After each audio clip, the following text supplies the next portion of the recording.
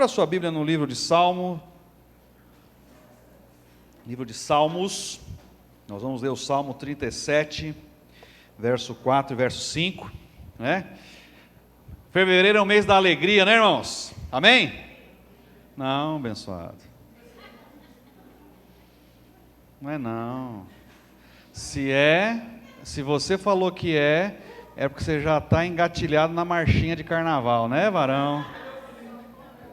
Cadê o Felipe? Nos bloquinhos. É, Felipe? Já vai, qual marchinha que você vai sair, Felipe? Lavado pelo sangue, né?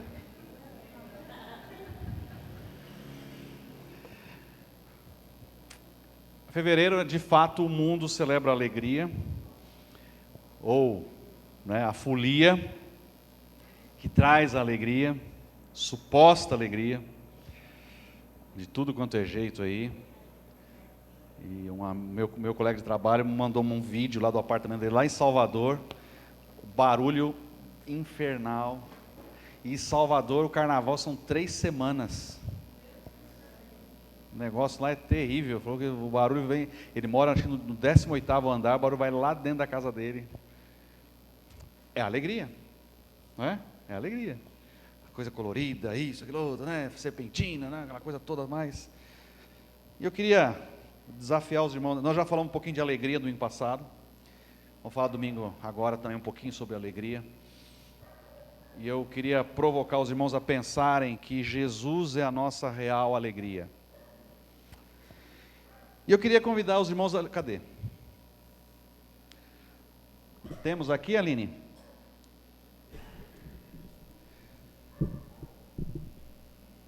Queria convidar os irmãos a gente ler esse texto aqui. Acho que eu vou pregar daqui.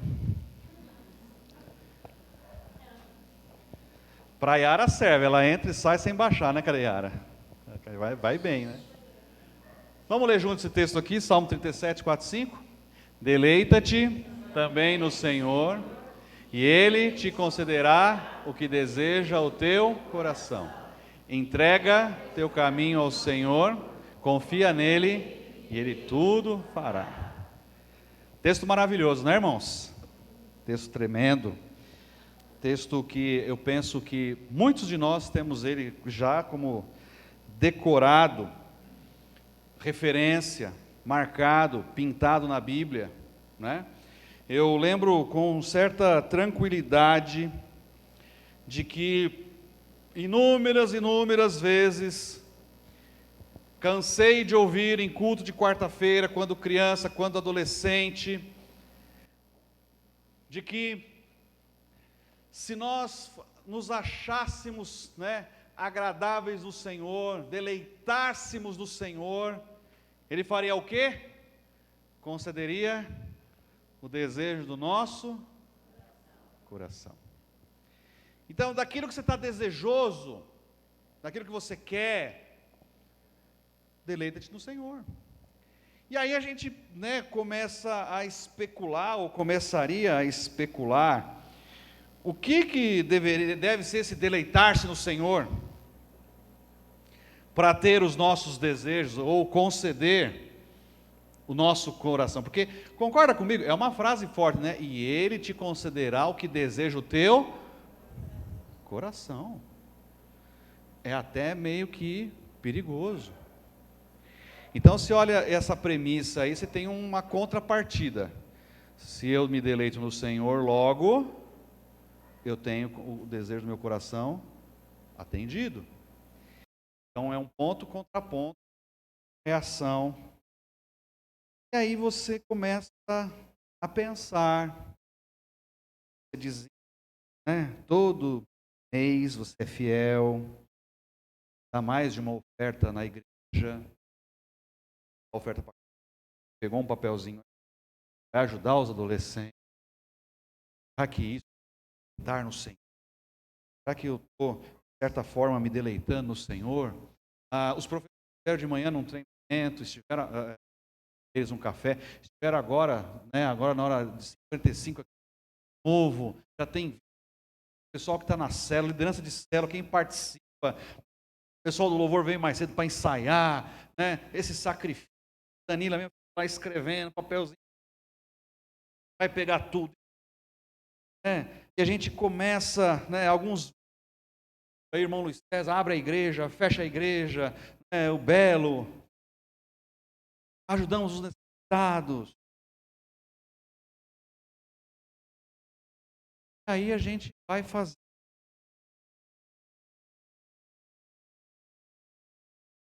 Das coisas que nós fazemos, nós ofertamos, colocamos do lado da balança, para ver se do outro lado há um certo equilíbrio. E qual é o outro lado? É exatamente está atendendo o nosso coração.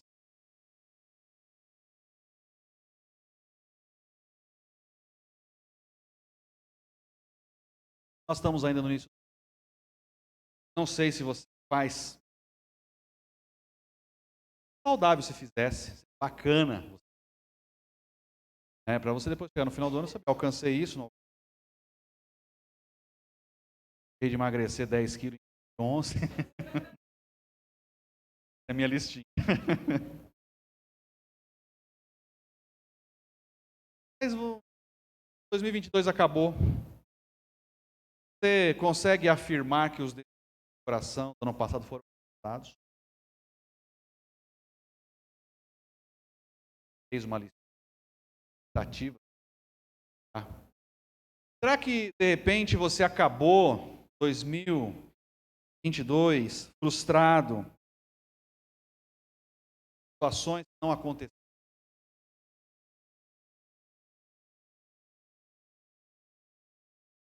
Projetos que você queria ter começado ou concluído, suspender ou cancelar ou prorrogar. De respostas que você esperou da parte de Deus e não veio. Às vezes, pode ser que sim, não, pastor, tudo que eu pedi, glória a Deus, isso é possível. E Deus seja louvado por isso. Deus seja louvado por isso. Mas em alguns casos, não. E aí muitas vezes quando passa esse momento do ano, né, janeiro é férias, agitação, né? No Brasil tem aquela máxima que tudo começa a funcionar para valer mesmo depois do carnaval, né? Aí vem aquele negócio do carnaval, quem vai para retiro, quem não vai, quem fica em casa descansando, tal. Enfim, passou todo esse movimento, essa coisa, essa animação. Você se vê de novo com os seus pensamentos, com a sua vida, com os seus propósitos, com os seus objetivos, com os seus sonhos. E às vezes as coisas não são tão bem assim. E às vezes você tem a sensação que a balança está um pouco desequilibrada. Às vezes você tem a sensação que você está fazendo muito dentro do seu critério, mas do outro lado não está tendo a contrapartida de Deus do jeito que deveria. Você talvez está avaliando que Deus não está respondendo suas orações, não está concedendo bênçãos, aquele emprego, aquela promoção, sei lá o quê. Você tem que lidar com fracassos, com perdas, de repente com traições, desilusões, com péssimas notícias. São João da Cruz, ele vai um pouco mais profundo sobre o que eu estou falando, ao relatar a angústia da alma, num poema que ele intitulou Noite Escura da Alma. Noite Escura da Alma. A noite escura da alma é uma esposa, por exemplo, que foi abandonada pelo marido. De um jovem casal, por exemplo, cuja esposa abortou seu filho no 8º mês. Ou dos pais que perderam de forma prematura seu filho. Dos filhos que viveram na infância o divórcio de seus pais. A noite escura da alma, aqueles que sofreram rejeição, daqueles que faliram, que quebraram, daqueles que se envolveram nas drogas, daqueles que têm um parente que se envolveu num crime, daqueles que têm que se relacionar com adultério, daqueles que têm que se relacionar com situações de morte, da traição de amigos, de ser difamado, da destruição de uma reputação, de viver injustiças, daqueles que sofreram abuso moral e sexual, vivem uma noite escura da alma, aqueles que vivem escassez, aqueles que passam por enfermidade, luto. E talvez você pudesse me acrescentar nessa lista de situações em que pudéssemos enquadrar como a noite escura da alma, que não é benefício para aqueles que não têm Jesus, porque talvez muitos dos que estão me ouvindo nessa noite podem levantar a mão, eu me enquadro numa dessas listas que o Senhor colocou aí. E muitas vezes me sinto numa noite profunda e escura na minha alma, que parece que não vai ter fim. Interessante que o nosso Senhor Jesus também teve a sua noite escura da alma. Seus últimos momentos de vida começou ali no Getsêmani, terminou na cruz, com o seu lamento, Eloi, Eloi, lama sabachthani, Deus meu, por que me desamparastes? Sabe, meus irmãos, quando você vive uma experiência de ter uma noite escura na sua alma, o seu foco muda, seus sentidos mudam, sua prioridade muda. No primeiro momento é natural você ter uma revolta, uma vontade de abandonar a fé, de olhar e ver que Deus te abandonou, como o próprio Jesus, por que me abandonaste? No caso de Jesus, foi abandonado mesmo. O Pai não podia, com o pecado que ele estava recebendo, o meu e o seu pecado, não podia haver comunhão do Pai e do Filho. É o momento que há uma ruptura ali na eternidade, em que Deus não tem mais comunhão com Jesus, por mim e por sua causa. E aí vem essa frase, me abandonastes. No nosso caso, muitas vezes, ou na nossa noite escura, não. Duvido que Deus tenha nos abandonado, mas é assim que nós nos sentimos. Perdemos a vontade de servir a Cristo. A ânsia que você tinha pela palavra, já não aconteceu com você, você não tem mais aquela vontade de ler, de orar. Muitas vezes você vai no modo automático, você vem para a igreja, senta, levanta, canta. Se o pastor mandar você deitar, você deita no chão, não está nem perguntando por quê, porque você está no automático. Algumas coisas não fazem sentido. Por quê? Porque aquela nossa alegria genuína se foi. Você está numa noite escura da alma, você está frustrado, você está decepcionado, você está abandonado. E o grande desafio, irmãos, de uma vida cristã autêntica e saudável, é que a nossa vida, a suficiência de nossa vida, em todas as áreas, deve estar em Jesus, incluindo a nossa alegria, apesar de estarmos ou não dentro de uma noite escura da nossa alma. E é isso que eu quero conversar com os irmãos nessa noite, sem jargões, sem receita pronta, como dentro da palavra é possível, mesmo você estar vivendo uma situação tão profunda e amarga, ser feliz não essa alegria de sair pulando no carnaval, de encher a cara, pegação, essas coisas mundanas e lascivas por completo, mas uma alegria verdadeira. E o desafio é olhar esse texto aqui. É a gente ter uma interpretação correta do ponto de partida desse texto aqui.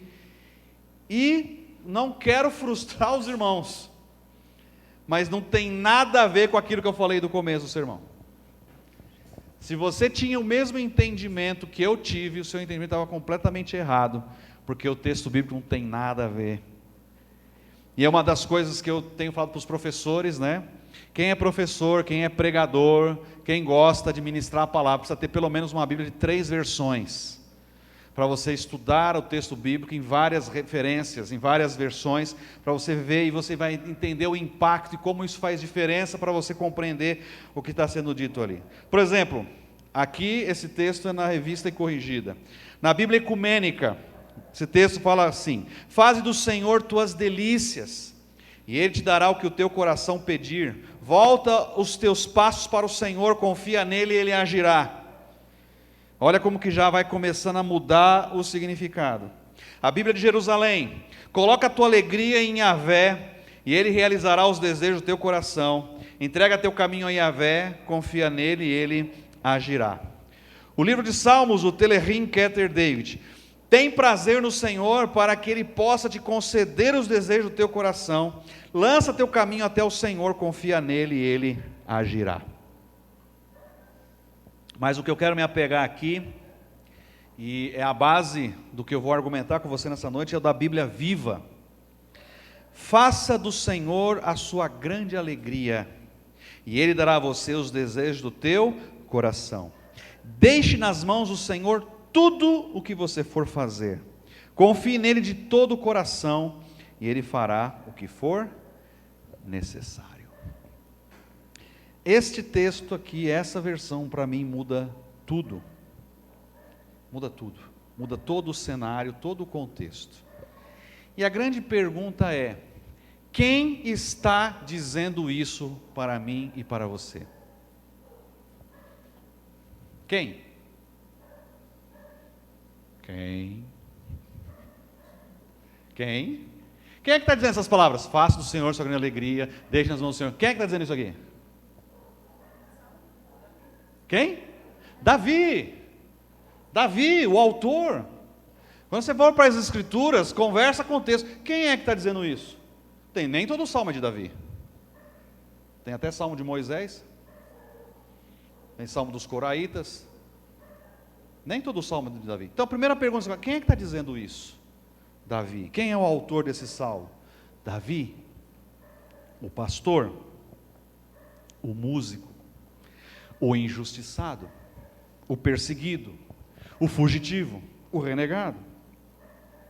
Lembra que Davi tinha uma vida simples e tranquila no campo, com a sua harpa, as suas ovelhas, até que um dia o profeta vai fazer uma visita inesperada à casa de seu pai. Ele estava no campo, fedendo lá a ovelha, e o jovem pastor é chamado às pressas para participar de uma reunião que já tinha começado há horas. Ninguém nem tinha se preocupado com ele, não tinham nem convidado ele, nem chamado ele. Ele era um insignificante. Mas o profeta estava insistindo que não ia dar sequência se todos os filhos, então mandaram chamar ele lá.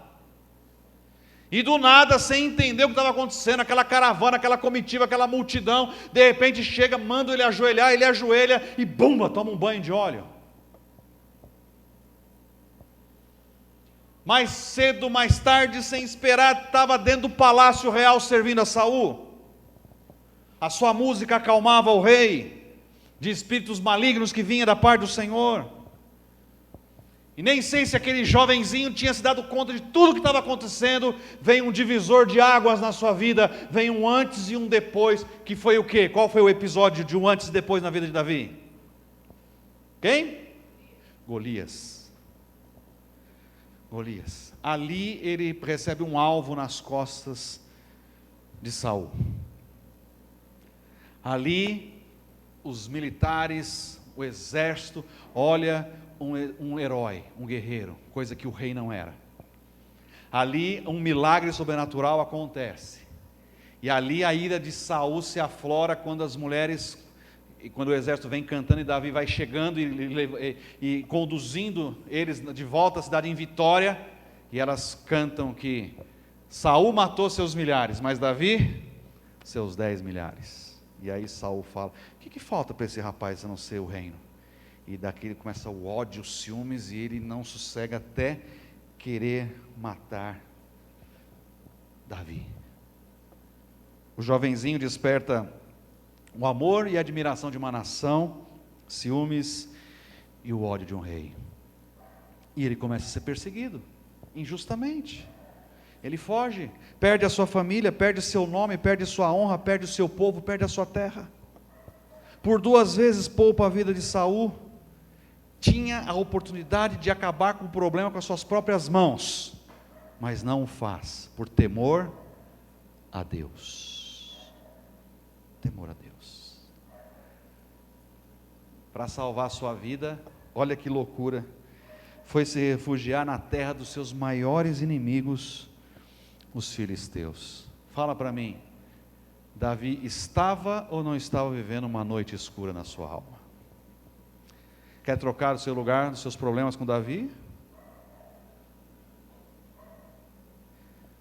O que eu acho interessante, por isso que eu enfatizo de você conhecer a palavra, de você saber todo esse histórico de Davi, é porque você começa a olhar o que ele escreve e você tem que entender o que ele está vivendo. Não são palavras vazias. É um homem como eu e como você. Quando eu preparava esse sermão, eu estava estudando esse texto, eu fiquei pensando, e aqui é coisa da minha cabeça, que talvez fosse muito natural Davi falar algo assim, não é de oração, de desabafo. Senhor, eu estava quieto no meu canto, glorificando o seu nome com a minha harpa, compondo as minhas canções de louvor, a ti, somente a ti. Sempre fui um filho obediente ao meu pai e aos seus mandamentos, e aquela promessa de ser rei, e aquele óleo, e aquela visita de Samuel, o que foi aquilo? Já se vão quase 13 anos desde aquele dia, desde o dia que algo aconteceu sem o meu pedido, a minha vontade, mas que voluntariamente, por obediência, atendi. Por que, Senhor? Salmos do pastor Lucas, palavras minhas, mas talvez fosse o nosso salmo, a nossa oração de lamento, nossa reclamação, não é? Diante de situações, não é assim que faz? Pô, Senhor, sempre te servi, sempre fiz isso, sempre fiz aquilo outro, por que o Senhor está permitindo passar por isso? Por que...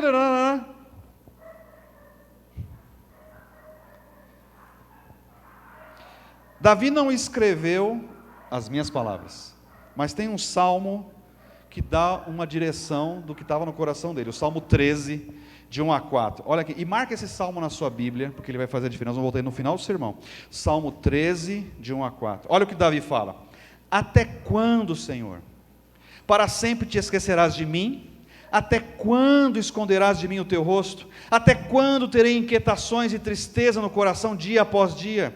Até quando o meu inimigo triunfará sobre mim? Olha para mim e responde, Senhor meu Deus, ilumina os meus olhos, do contrário dormirei o sono da morte. Os meus inimigos dirão, eu o venci, e os meus adversários festejarão o meu fracasso.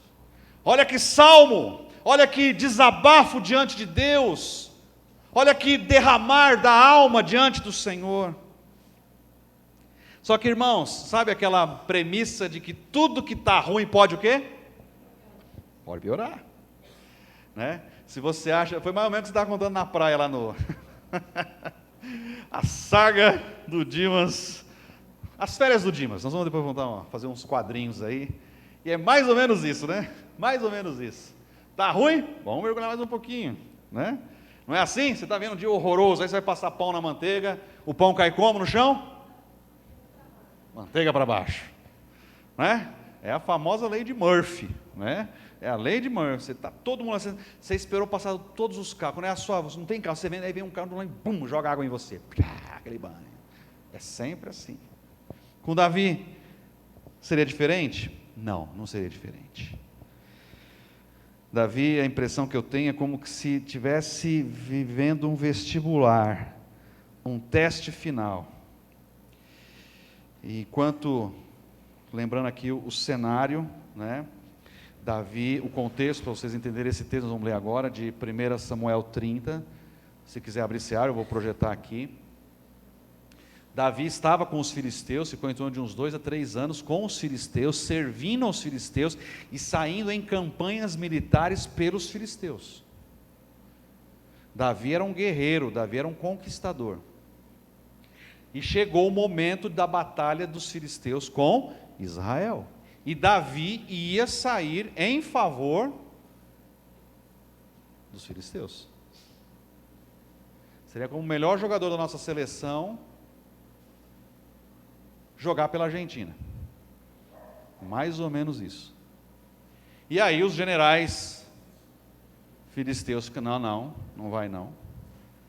Porque no meio da batalha o coração dele vai lembrar dos seus irmãos e vai se voltar contra nós, e a gente está... E proibiram Davi de ir guerrear com eles, Davi e seus homens. E Davi volta a Ziclag, quando estavam suas mulheres, aí acontece esse texto. Quando Davi e seus soldados chegaram a Ziclag no terceiro dia, os amalequitas tinham atacado Neguebe e Ziclag e haviam incendiado a cidade. Levaram como prisioneiros todos os que lá estavam, as mulheres, os jovens, os idosos. A ninguém mataram, mas os levaram consigo quando prosseguiram seu caminho. Ao chegarem a Ziclag, Davi e seus soldados encontraram a cidade destruída pelo fogo e viram que suas mulheres, filhos e filhas haviam sido levados como prisioneiros. Então, Davi e seus soldados choraram em alta voz, até não terem mais forças. Eu marquei esse texto, essa frase. Você consegue imaginar homens guerreiros daqueles tipo lá que não chora por qualquer coisa não. Homem que cresceu tomando tapa na cara do pai, homem não chora, engole o choro. Era assim. Homens que lutavam contra urso, leão, não tinha conversa. Você consegue agora imaginar a profundidade da dor daqueles homens com aquele episódio, chorando até não terem mais forças. O texto continua: as duas mulheres de Davi também tinham sido levadas, Ainoã de Jezreel e Abigail do Carmelo, a que fora mulher de Nabal. Davi ficou profundamente angustiado, pois os homens falavam em apedrejá-lo. Porque lembre-se, sempre tem que ter um culpado. Sempre tem que ter um culpado. Para as nossas mazelas, nossas desgraças, nossas frustrações, sempre vai haver um culpado. E geralmente nunca é a gente, sempre é o outro. Ou é Deus. No caso aqui, elegeram quem? Davi. Queriam matar Davi. Todos estavam amargurados por causa de seus filhos e suas filhas. E o que me chama muita atenção é quando nós estamos em situações assim, e tenta se colocar você no lugar de Davi. Você está lá chorando porque perdeu suas mulheres, aquela desgraceira toda, já não tinha muita coisa, foram lá, levaram tudo, todo mundo chorando, aquele sentimento de revolta, e de repente aquele sentimento de revolta começa a dar de olhar cruzado, atravessar, todo mundo olhando para a minha direção, aquela coisa de jogo de ocupado, e falando, e começa a conversa daqui e tal, e você já começa a ver um zoom, zoom, zoom, vão para cima de mim. Você ia ficar lá parado esperando a coisa acontecer? Vou vazar. Ou então vou pegar os que ainda são leais aqui, já vou cortar a cabeça de quem está levantando isso daí para resolver o problema. Ou então vou mandar os cavalos de tudo sair fora, vou sair com o meu, sei lá, não sei. Alguma coisa a gente tem que dar um jeito. Mas olha o que diz a frase aqui embaixo. Lê comigo ali. Davi, porém, fortaleceu-se no Senhor, seu Deus. Como que alguém vivendo a noite escura da alma que estava vivendo, e ainda tome o golpe mais baixo e profundo que pode tomar, tem forças ainda para fortalecer-se no Senhor, o seu Deus. Ah, Davi, que noite escura da sua alma, e você ainda vai se fortalecer em Deus. Enquanto muitos escolhem fortalecer na carne, no pecado, não se afastar, não se rebelar, e entre outras muitas coisas, ele se fortalece em Deus. Davi, um homem como nós. Fico imaginando se Davi tinha uma listinha de objetivos antes de tudo isso começar. E na verdade ele riscando as coisas que não estavam acontecendo, que não ia acontecer, e só piorando, e só piorando, e só piorando. Talvez Davi tivesse pedido ao Senhor para que os inimigos dessem trégua, para que Saul se esquecesse dele, que Davi pudesse ter uma oportunidade de voltar à sua casa, com a sua família, de ouvir novamente a palavra. Davi era um apaixonado pela palavra, de poder compor os seus poemas, as suas músicas, de tocar a sua harpa. Ou você acha que lá no meio dos 400, Davi estava tocando harpa? Davi não tinha tempo para isso. A morte passava a todo instante ali, ele precisava estar atento, vigilante com tudo e com todos. Só coisa ruim estava acontecendo. Só coisa ruim. E nós somos assim, toma lá da cá, não vale a pena servir a Deus. Eu tocava, eu fazia, e isso fica muitas pessoas que enterram talentos, enterram dons, enterram situações, depois de viverem um problema, viverem uma situação, uma desilusão, e enterram, e abandonam, e não servem, e não voltam, e não fazem mais, porque elegeram o culpado. Deus é culpado, porque Ele permitiu acontecer isso comigo, porque não estava indo tudo bem, tal. E Davi não faz isso, ao contrário. O que diz o texto? Davi, porém, fortaleceu-se no Senhor, o seu Deus.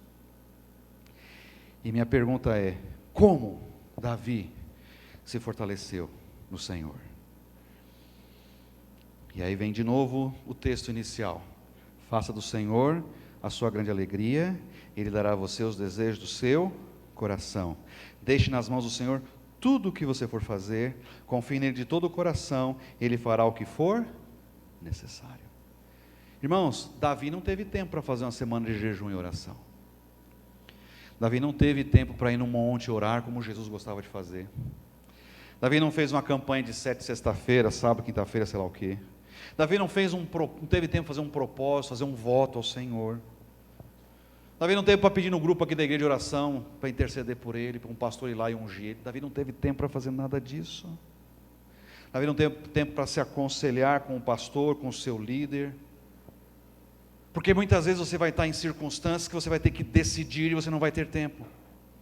Muitas vezes você vai estar envolto em circunstâncias que a sua razão vai turvar de uma tal forma que você vai ter que decidir, você vai ter que escolher, como Davi estava naquele momento, a morte passando ali pela sua cacunda aqui, respirando morte, os homens querendo matar ele, tendo que decidir, e ele decide fortalecer-se no Senhor.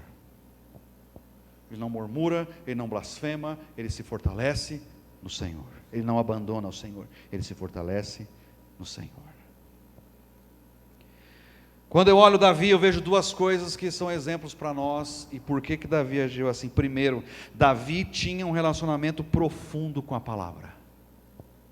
Profundo com a palavra. E a nossa alegria e satisfação, irmãos, deve ser uma só: o Senhor Jesus. E isso só será possível se você conhecer Jesus profundamente, se você souber o que Jesus espera de você, se você souber o que Jesus quer de você, se você souber o que Jesus fez e faz por você, se você conhecer as promessas e as palavras do Senhor, tanto no Novo Testamento quanto no Antigo Testamento. Quando você tem, e a palavra é o centro da sua vida, como era na vida de Davi, quando você tiver um profundo relacionamento da palavra, e ela dominar o seu interior, dominar a sua vida, dominar os seus pensamentos, as suas prioridades, as suas ações, você poderá, sem pestanejar, num ato reflexo, de se fortalecer no Senhor, quando tudo e todos forem contra você. E eu venho perguntando isso diariamente: qual é o espaço que a palavra tem tido na sua vida, na minha vida? Porque sem a palavra nós vamos sucumbir.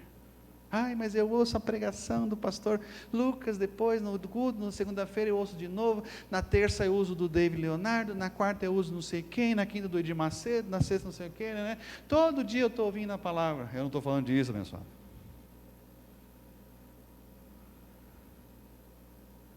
O véu do templo se rasgou, aleluia. Você não precisa do pastor Lucas, você precisa do Espírito Santo falar com você. Você precisa entrar no seu secreto, no quarto, de joelhos, e ouvir a voz de Deus. Você precisa levantar e a sua família perguntar assim: o que foi que Deus falou contigo? Não vim com papinha pronta de pastor, de quem quer que seja. Porque a porção que eu estou dando para você é para agora e alguns minutos depois, mas você depois tem que se virar sozinho. Ele tem que falar contigo. Eu não tenho dúvida que Davi era estudioso das leis do Senhor. Haja visto os seus salmos, haja visto o que ele compôs, tudo o que ele compôs, sendo inspiração divina, vinha de alguém que tinha conteúdo e tinha conhecimento. Não havia dúvidas que Davi não perdia um momento com seu pai, com Jessé, porque ali o ensino era a tradição oral. E aí veja a importância dos pais passar para os filhos o ensino da palavra. Davi conhecia, Davi ouviu sobre o dilúvio, Davi ouviu sobre o milagre de Abraão, que não podia ter filhos, teve filhos na velhice, da reviravolta que foi na vida de José. Davi ouviu e viu como o Senhor devastou o Egito com as pragas, e como foi o milagre do Mar Vermelho, o povo passar em seco, o mar abrindo à direita e à esquerda, e mais de 3 milhões passando pelo Mar Vermelho, e os egípcios morrendo ali. Como o Senhor foi fiel e proveu o maná no deserto ao seu povo, como as muralhas de Jericó caíram. Davi ouviu tudo isso e queria buscar mais Deus, queria estar mais perto de Deus, queria cantar louvores ao seu nome, expressar sua adoração em poesia, em música e som, como Davi amava o Senhor. Davi estava cheio de Deus, porque o que Davi mais queria era estar na casa de Deus. E hoje nós nos cansamos fácil das coisas de Deus, não é? Se o culto se estende, se o louvor se estende, a gente reclama, a gente não sei o quê, se marca um culto no meio da semana, mas já tem a célula, mas não sei o quê, a gente reclama, há um frenesi de murmuração, de reclamação, de não sei o quê. Davi queria Deus. Davi queria Deus. Davi tinha a palavra em seu coração. Quando Davi foi enfrentar Golias, olha que interessante. Davi não tinha técnicas militares, Davi não era militar. Olha o que Davi fala no 1 Samuel 17, 37.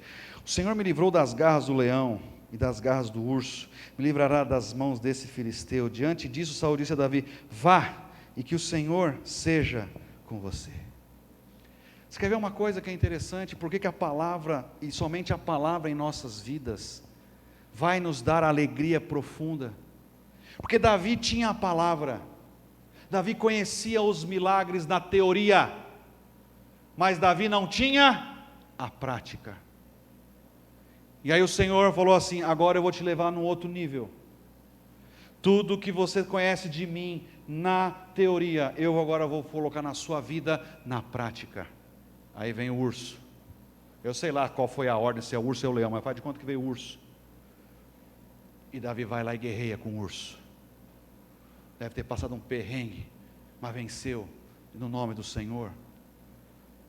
Passou essa aprovação, agora eu vou te ensinar mais outra. Agora vem o rei, vou te mandar um leão. Você consegue se imaginar lutando com um leão? Mas nem com uma metralhadora, porque não sei nem... O leão vem já... Quando essas coisas o Senhor mandou lá atrás, e às vezes você não entende por que você está passando por certas provações.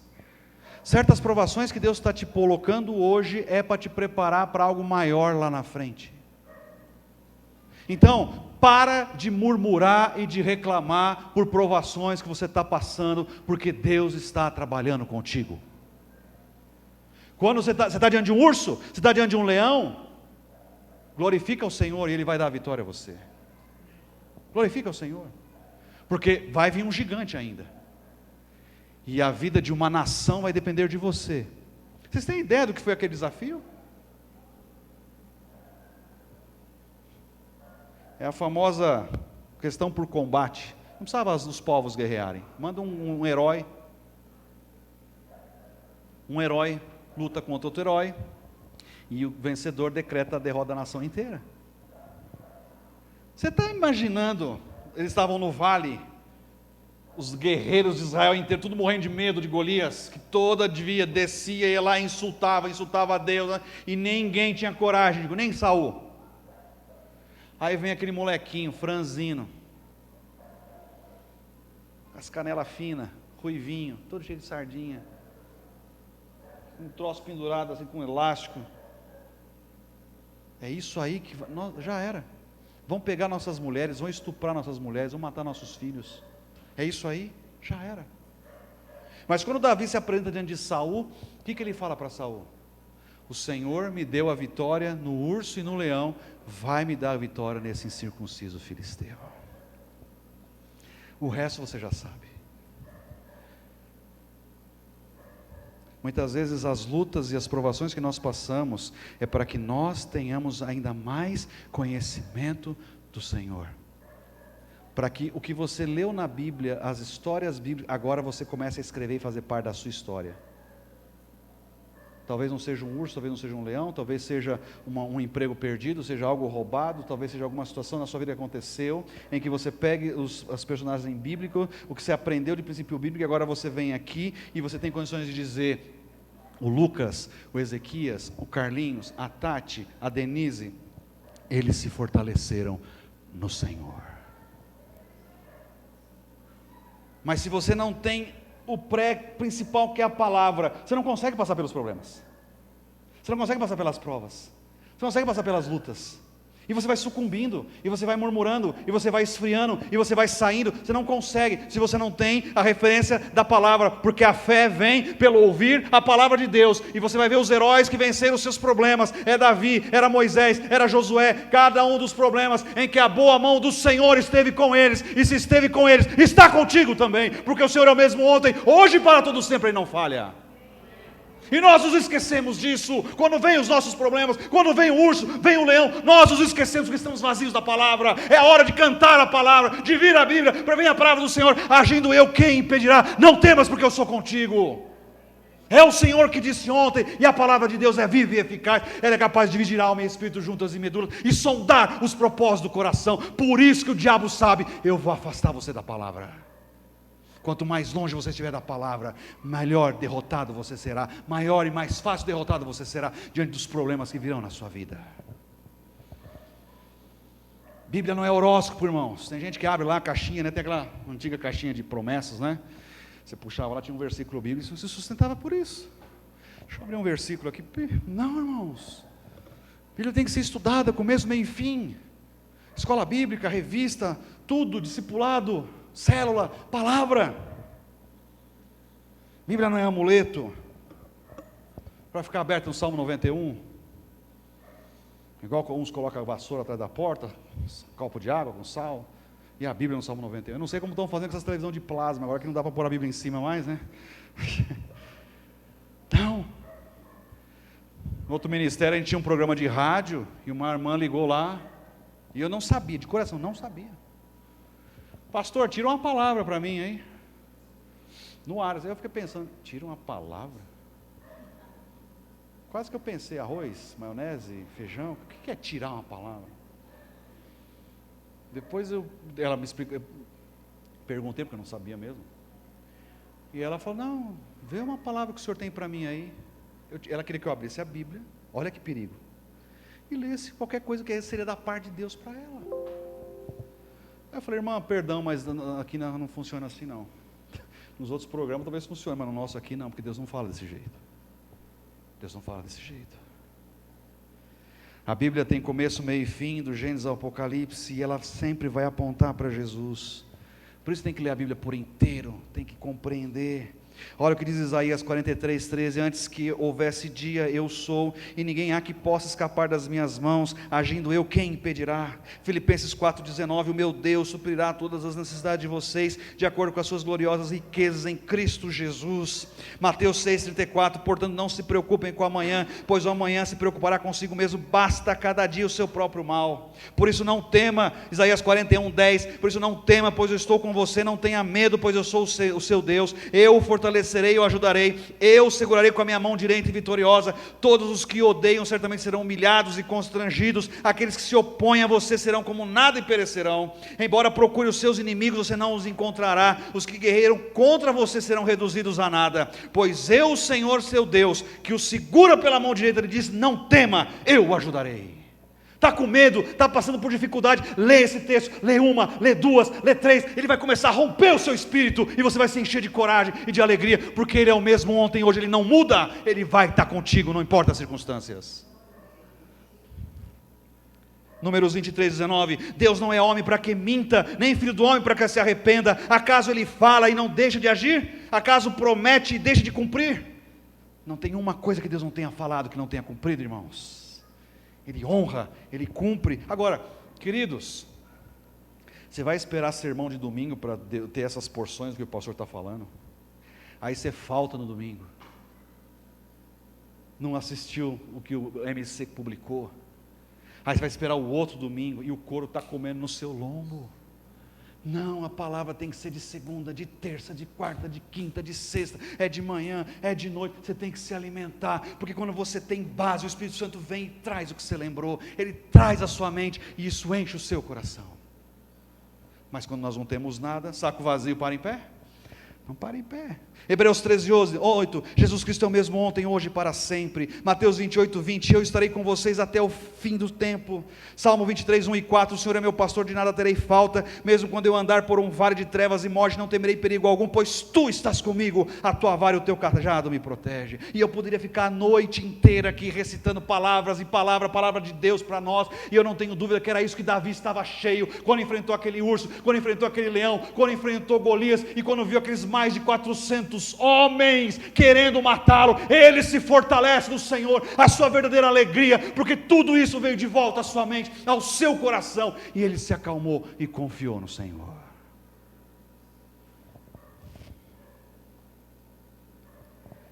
João 8,32, conhecereis a verdade vos libertará.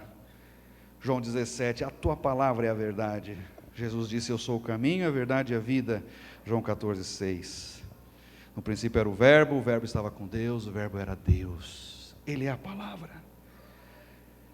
Tem um livro do meu antigo pastor, fala cura pela palavra. Ele usa 20 personagens bíblicos, em que foram curados de medo, decepção, complexo de inferioridade, angústia, depressão, frieza espiritual. Pela palavra. Não sou contra. Os psicólogos estão aí, louvado seja Deus. Mas a cura tem que começar pela palavra. Quando você buscar na palavra, você encontra a cura para tudo. Tudo. Porque a palavra cuida de tudo. E aí nós esbarramos num ponto crucial, que entra no segundo ponto. Faça do Senhor a sua grande alegria, e Ele dará a você os desejos do seu coração. Então nós já sabemos que para o Senhor ser a nossa grande alegria, nós temos que ter um relacionamento profundo com a palavra. Mas agora vem, como é que você concilia fazer do Senhor a alegria e os desejos do seu coração? Olha o que Jeremias fala em Jeremias 17:9, o coração é mais enganoso que qualquer outra coisa e sua doença é incurável. Quem é capaz de compreendê-lo? Ou, quando Tiago nos fala lá em Tiago 4:1-3, não têm porque não pedem, quando pedem não recebem, pois pedem por motivos errados, para gastarem seus prazeres. E Jesus fecha o caixão dizendo assim, pois onde estiver o teu tesouro, aí também estará o teu coração. Então a pergunta é, o nosso coração é uma fonte confiável para você fazer pedidos para Deus? Os desejos que estão no teu coração são confiáveis para você pedir ao que o Senhor realize?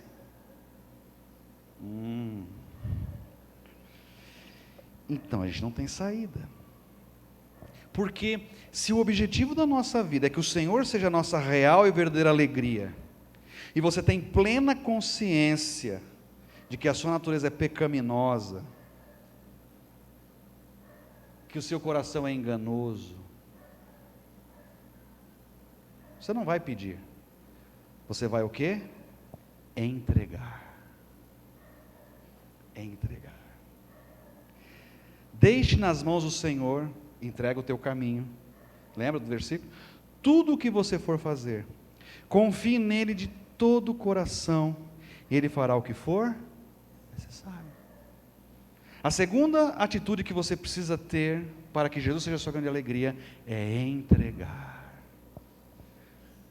Você sabe que você é enganoso, você quer agradar a Ele, você quer que Ele seja a sua real alegria, e muitas vezes o que você vai pedir é para a sua ganância, para o seu egoísmo, então você deixa na mão dele, Senhor, eu quero isso, Senhor, eu quero aquilo ali, mas eu entrego a Ti, porque o Senhor sabe o que vai ser bom para mim, e se o Senhor acha que isso vai ser bom para mim, louvado seja o Seu nome. Se o Senhor acha que isso não vai ser bom para mim, louvado seja o Teu nome. Eu não vou mais me preocupar com isso, eu não vou mais me estressar com isso, eu não vou mais estar nas mãos do Senhor.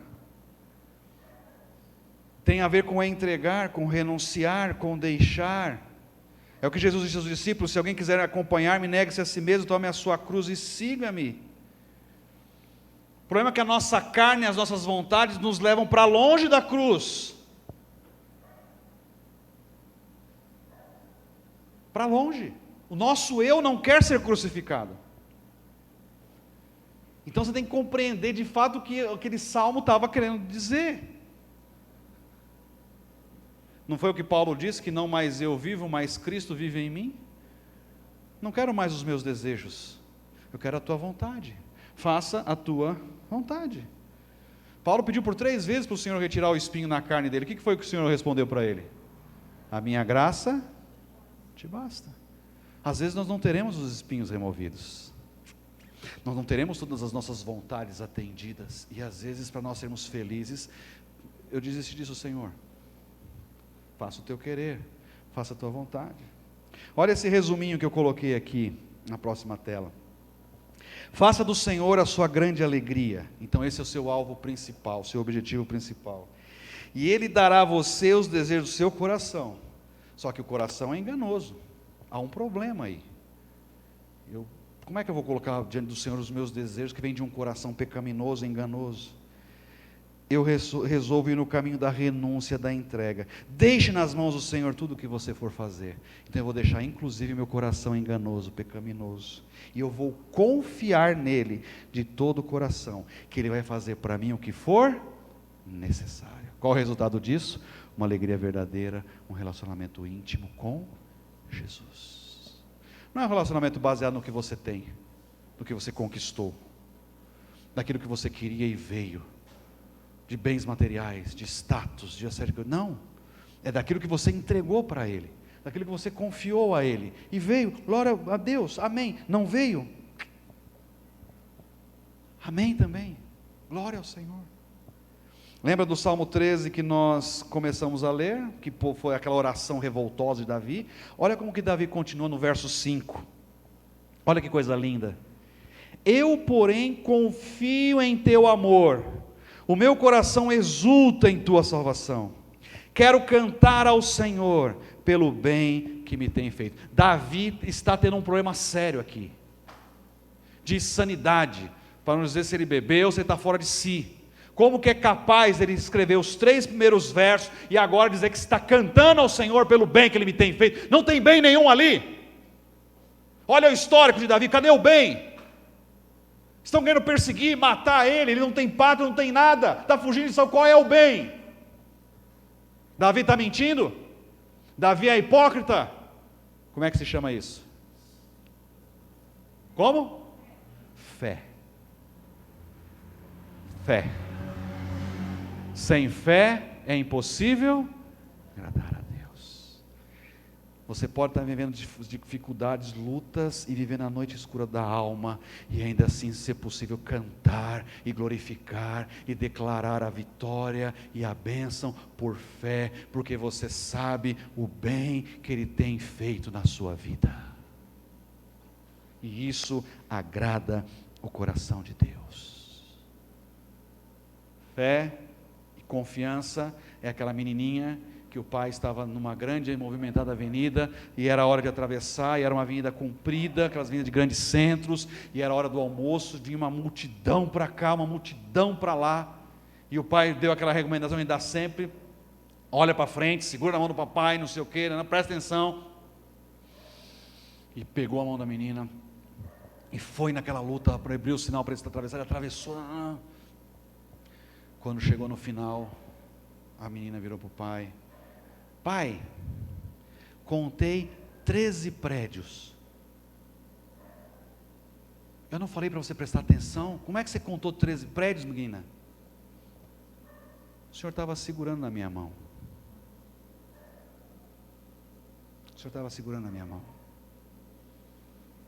Quando você tem a convicção de que Jesus segura nas suas mãos, você confia que Ele vai fazer a travessia. Enquanto Ele faz a travessia, você pode contar os prédios, porque Ele está te guiando, Ele está te protegendo. Não é fácil entender os nãos de Deus, não é fácil entender as circunstâncias, o que quer que seja. De fato, às vezes nos sentimos injustiçados, a balança meio desequilibrada, situações que vivemos na vida. Mas não há nada que o Senhor não possa remediar, e não há nada que não tenha uma permissão ou um propósito do Senhor.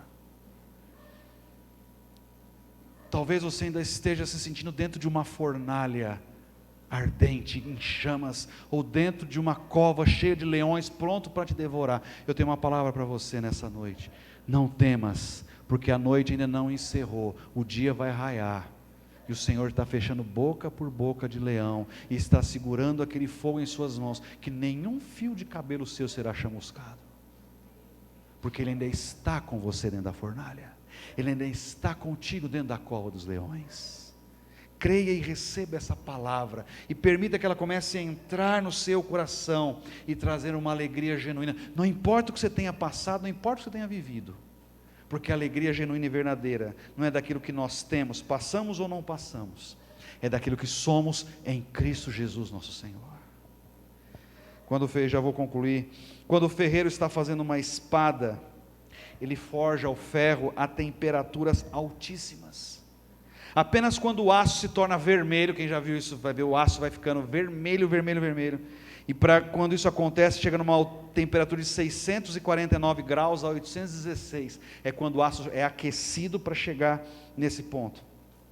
Só aqui é que o ferro está pronto para ir para a bigorna, e ainda ser moldado com fortes golpes. Quem já viu lá tem um programa de ferreiro bem interessante, eles colocam lá no fogo, e aí pá, e já não bastasse o calor do fogo, vem o quê? Mais bordoadas, mais pauladas, e não é pouco, são muitas, vai para o fogo de novo, vai para a água, e pá.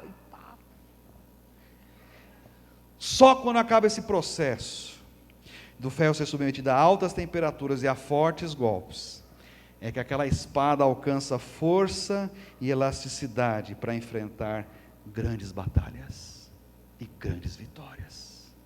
Talvez você está passando por grandes fogos na sua vida e grandes pauladas, mas é um preparo do Senhor para grandes vitórias. Foi assim com Davi, foi assim com José, foi assim com muitos outros personagens, e Deus não falhou com nenhum deles. Talvez você precise mudar apenas a sua perspectiva. A noite escura da alma sim é uma realidade, mas levante a cabeça, glorifica ao Senhor, não fica lá se arrastando não, igual uma galinha, olha como uma águia. Senhor, agora eu quero entender, qual é o teu propósito aqui dentro dessa noite escura da alma que eu estou vivendo? O que o Senhor quer me ensinar? Eu tenho que passar para outras pessoas, eu vou consolar outras pessoas, eu vou confortar outras pessoas, eu vou falar do teu amor com outras pessoas. E aí você começa a compreender, por exemplo, por que Davi foi considerado o homem segundo o coração de Deus. Eu não sei se você fez a sua listinha para esse ano ou não, mas se você fez, eu queria dar uma sugestão. Coloque lá no cabeçalho, primeiro item para esse ano: faça do Senhor a sua grande alegria, e Ele dará a você. Deixa eu ler daqui que ele está cortando.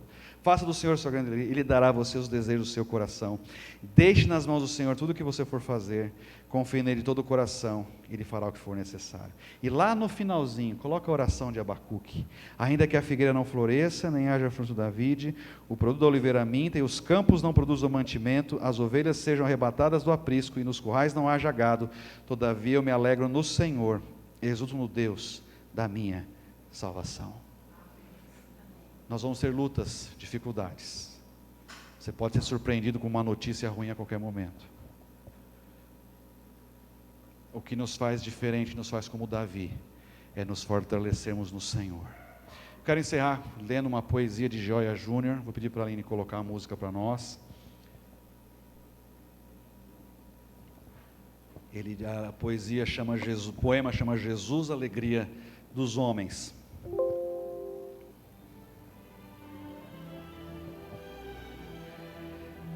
Nesta hora de incerteza, de cansaço e de agonia, nesta hora em que de novo a guerra se prenuncia, nesse momento em que o povo não tem rumo nem tem guia, ó Jesus, agora e sempre Tu és a nossa alegria.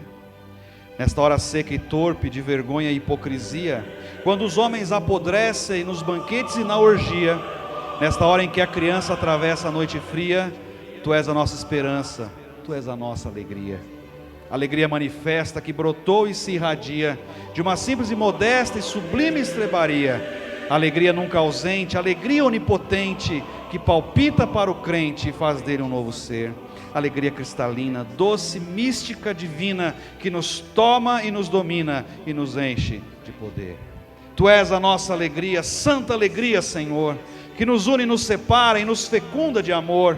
Por isso cantamos hino, temos prazer no louvor, até nas horas escuras do afastamento e da dor. Cantai, ó povos da terra, trazei harpas e violinos, oboés, cítaras, guitarras, harmônios, símbolos, sinos, clavicórdios e fanfarras, coro de virgens e mártires, de meninas e meninos.